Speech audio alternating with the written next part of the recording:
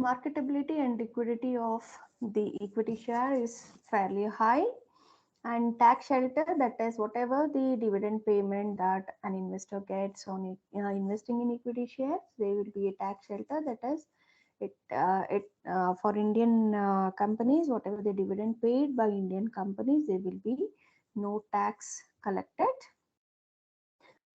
Then convenience is also high, because as if at all, if you want to convert it into cash, easily you can convert into cash, if at all, if the particular equity share is uh, listed in the stock exchange, and if it has high marketability.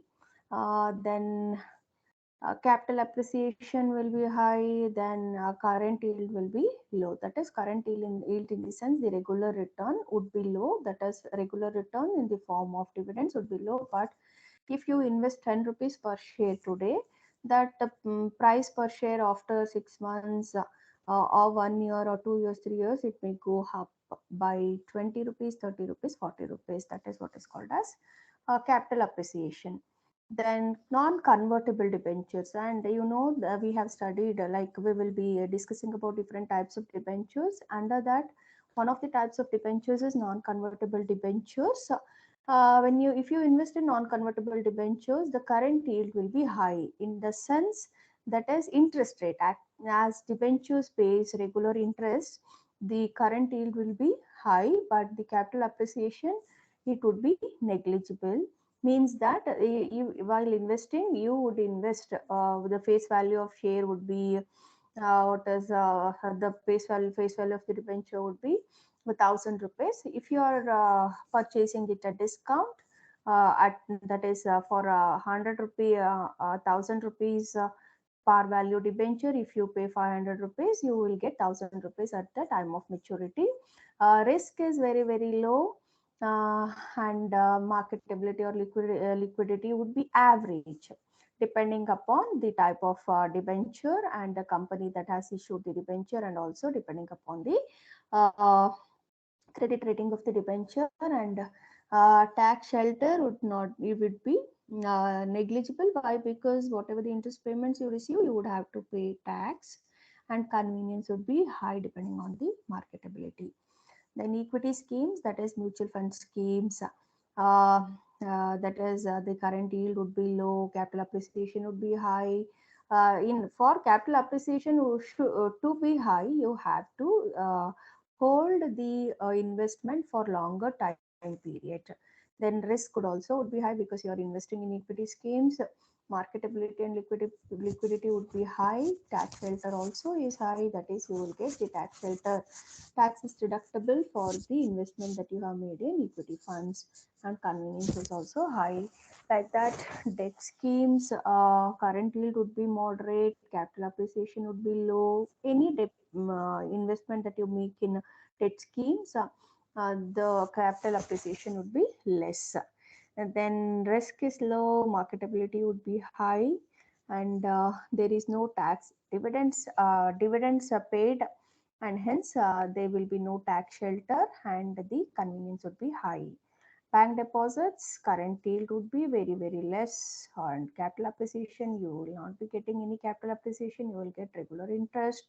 Then the risk is negligible, as you're investing in banks. Marketability is high, in the sense, whenever if you want to withdraw the amount, you can withdraw. That is your amount, that will be in your account. And tax shelter would be low. Like this, different investment avenues will be having different features. And depending on your objectives, depending on your goals, and also your risk bearing capacity, you can make investment, keeping in mind that you have to make a portfolio of investment and not in a single asset. So next, coming to the attributes of investment. So friends, what do you mean by attributes? That is, what are the characteristics of investments? So there are different attributes of investments that you need to keep in mind before investing. Some of the attributes of investments is its rate of return, risk, marketability, tax shelter and convenience are some of the features that you need to consider while making an investment. So coming to rate of return, what is this rate of return? It is a return an investor wants to get for on his or her investment for a period, which is usually a period of 1 year. So that is always your return, expected return should be more than the uh, inflation rate, current inflation rate. Why? Because whatever the return that you are getting should be the real rate of return and not the nominal rate of return. Okay, so always it has to the interest rate that you get should be more than the inflation rate and the economy. Then the risk, what is risk? The rate of return, like investments in equity shares, real assets, silver, gold, will vary very widely. And the risk of investment refers to variability in the rate of return. So, how much do individual outcome deviate from the expected value?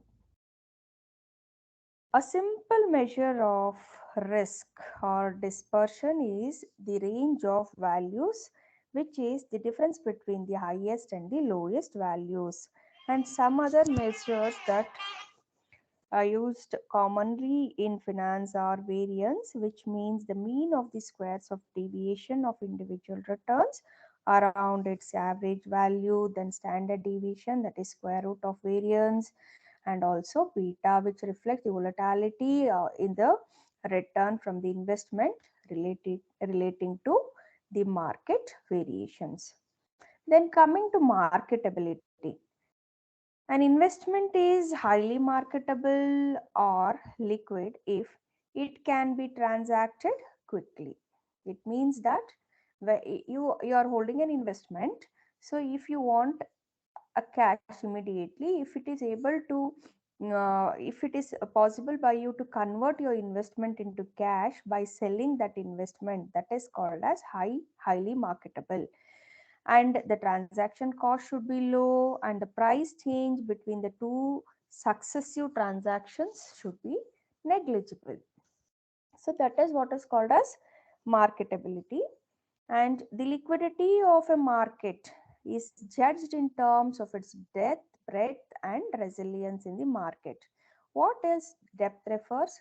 It is the existence of buy as well as sell orders around the current market price. Okay, so there should be both buy orders as well as sell orders.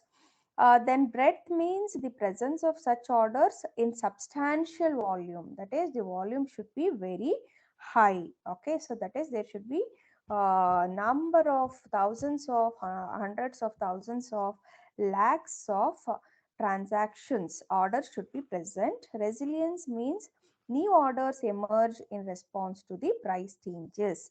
As the price changes in the market, there should be a new orders for buying and selling. Okay, generally equity shares of large, well-established companies enjoy high marketability, and equity shares of small companies uh, will have very low marketability. And high marketability is one of the desirable characteristics, and low marketability is an undesirable characteristics. Investors value liquidity. Why? Because it allows them to change their minds. Okay, so always investor wants liquidity. They can correct the errors they may have made quickly and cheaply. They can easily modify their investments in line with their changing circumstances and objectives. But liquidity can induce sloppiness in investment decisions. And now, how can one evaluate the marketability of an investment? That is, if you are investing in provident fund deposit, you are investing non-marketable, how can you value or evaluate the marketability? In such cases, the relevant question is, can withdrawals could be made or loans could be taken against those deposits? Such an investment may be regarded as highly marketable if any of some of the conditions are satisfied, that is, a substantial portion of the accumulated balance can be withdrawn without significant penalty, or a loan representing a significant portion of the accumulated balance can be raised at a rate of interest that is only slightly higher than the rate of interest earned on the investment itself. Then tax shelter. Investor also has to look into whether his investment is going to get some exemption from the tax. Some investment provide tax benefits, others they do not provide tax benefits. There are three types of tax benefits that the investor can get: initial tax benefit, continuing tax benefit, and the terminal tax benefit. Initial tax benefit refers to tax relief that is enjoyed at the time of making an investment. That is, when you make a deposit in a public provident fund, you get a tax rebate under Section 80C under the Income Tax Act of 1950, 1961. Then continuing tax benefit is the tax shield associated with the periodic returns from the investment. For example, dividend income, it is exempt from tax. Income from certain other sources, they are exempt from tax up to certain limit in the hands of the recipient. Then terminal tax benefit, it refers to relief from taxation when an investment is realized or liquidated. That is, at the time of the maturity of the investment, like withdrawal from public provident fund account, it is not subject to tax. Then the next attribute of investment is the convenience. That is, it is the ease with which the investment can be made and looked after. For example, can the investment made readily, or can the investment be looked after easily? The degree of convenience associated with investment will also vary widely. In one end of the spectrum, the deposit of bank, that is deposit in a savings bank account, it can be made readily and that does not require any maintenance charges. At the other hand, if you want to deposit in a property, that is, if you want to make investment in a property, it may involve a lot of procedural and legal hassles at the time of acquisition of the property, and a great deal of maintenance efforts also is required after the purchase. So these are some of the characteristics of investment one has to keep in mind before he makes an investment. So then coming to the objectives of investments. So actually whatever the points that I discussed, they are also referred to as objectives of investment.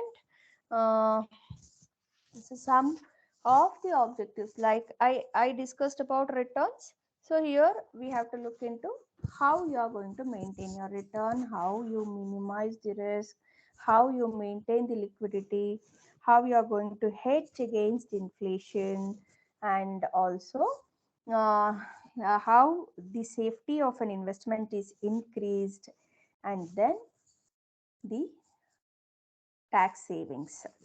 So coming to risk, investor always looks after a good rate of return from his investment.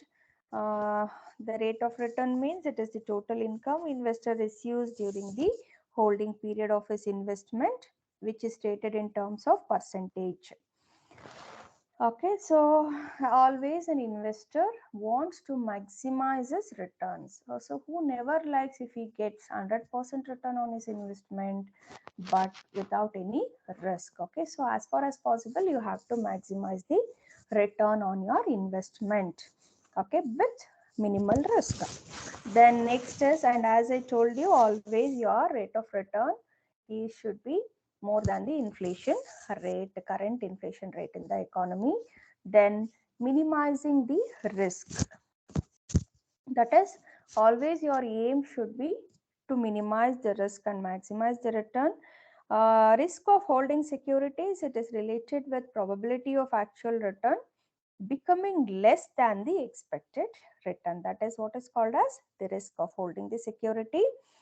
And investments risk is just as important as measuring the expected return of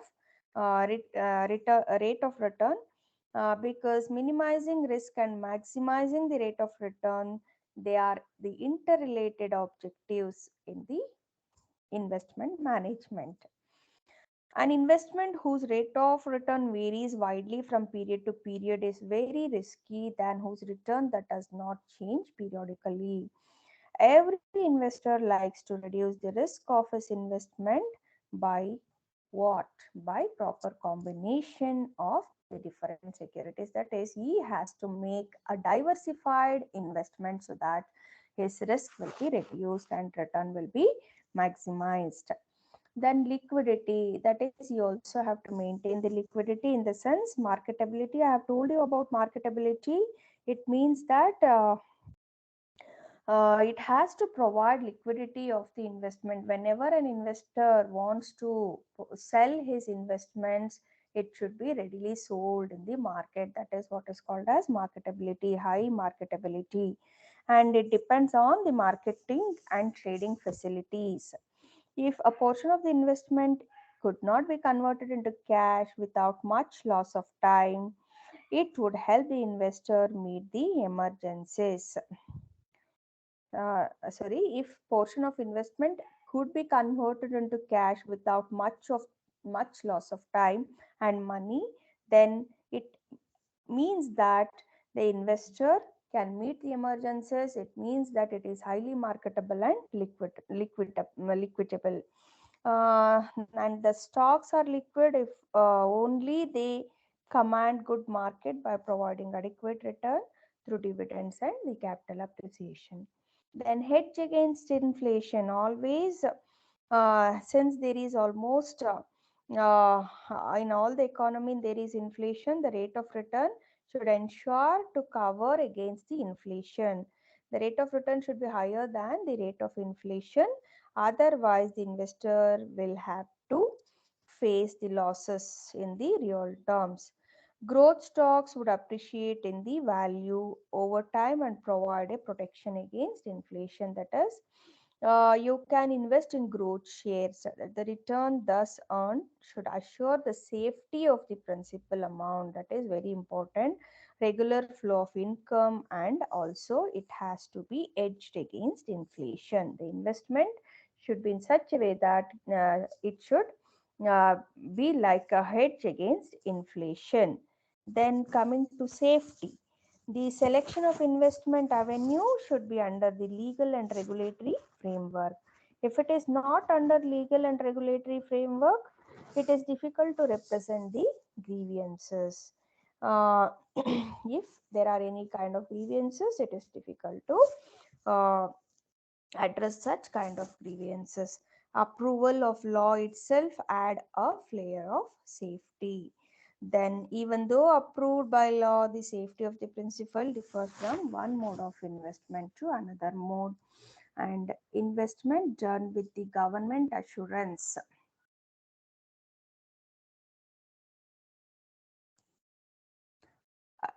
will give more safety than with the private party assurance. From the safety point of view, investment can be ranked uh, as follows, like bank deposits, government bonds, UTI units, non-convertible debentures, convertible debentures, equity shares, deposits with non-banking financial companies. That is, if you deposit in banks, the safety is very, very high. If you deposit in government bonds, compared to bank deposits, the safety is this, but still it is safer. UTI units, that is mutual funds, it is also safe. Then you can invest in non-convertible debentures, that is also safe mode of investment. Then you can invest in convertible debentures, then equity shares, and then you can make investment in non-banking financial companies. So, as I told you about savings tax. So, many investors objective of investment is to save their earned hard earned money from the payment of tax. Okay, with that view also there are 2 3 different ways of investing for savings in tax, like first is the initial tax benefit, then the continuing tax benefit, and the terminal tax benefits, which already I have discussed. Okay, for the purpose of savings of tax, also you can make investments. Okay, so for purpose of savings tax, you can make investment in some infrastructure bonds, you can make investment in LIC, you can make investment in mutual funds, you can make investment in what is it post deposits, you can make investments in bank deposits, public provident funds, so that your investment would be exempt from tax at the time of taking investment, or even the regular income will also be tax exempted, and also at the time of maturity also they will be the your investment will be exempt from tax. So so with these objectives, an investor can make an investment. So friends, I will be discussing about the process of investment in our next forthcoming video. Thank you for listening.